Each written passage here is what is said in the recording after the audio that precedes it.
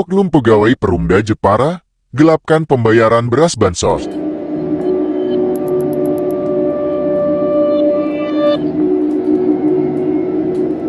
Janji terus sampai sekarang. Membayar beras yang sudah dikirim. Ini tuh akalnya bakul proses petani.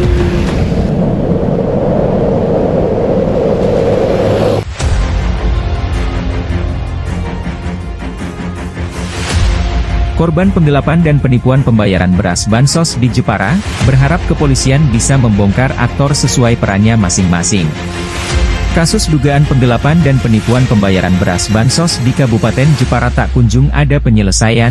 Korban berharap laporan ke Ditreskrim Suspolda Jateng, dengan nomor Li 72-3-Res-31-2023 Subdit 3, tanggal 30 Maret 2023 bisa dipercepat prosesnya. Setelah upaya-upaya kekeluargaan dan mediasi tidak mendapatkan tanggapan positif dari pihak terkait, seperti Perumda Aneka Usaha Kabupaten Jepara maupun Pemkab Jepara.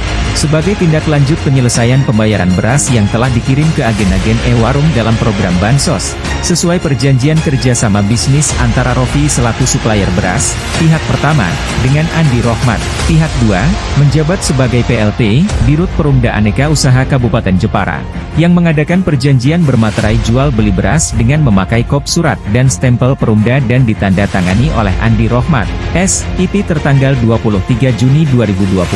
Maka pihak Haji Rofi selaku supplier beras yang telah dirugikan menyampaikan pengaduan kepada Direktorat Reserse Kriminal Khusus Polda Jawa Tengah Ceki Kasubdit I Indak, Ceki Kasubdit 3 Tipikor.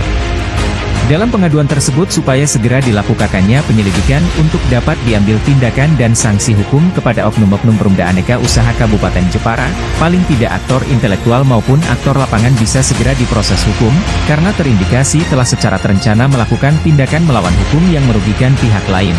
Apalagi ada lebih dari satu orang yang menjadi korban. Ironisnya ada dugaan kuat keterlibatan caleg terpilih dari salah satu partai terbesar di Jepara.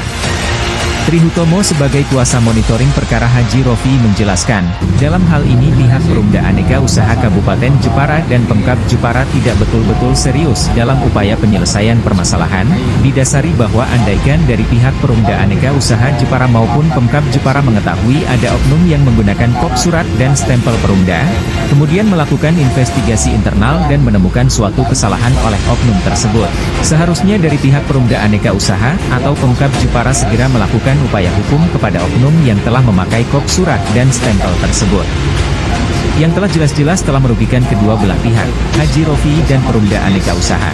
Dalam satu MOU, memakai kop dan stempel Perumda Aneka Usaha Kabupaten Jepara, dan sejak 2020 sampai sekarang pembayaran belum terselesaikan.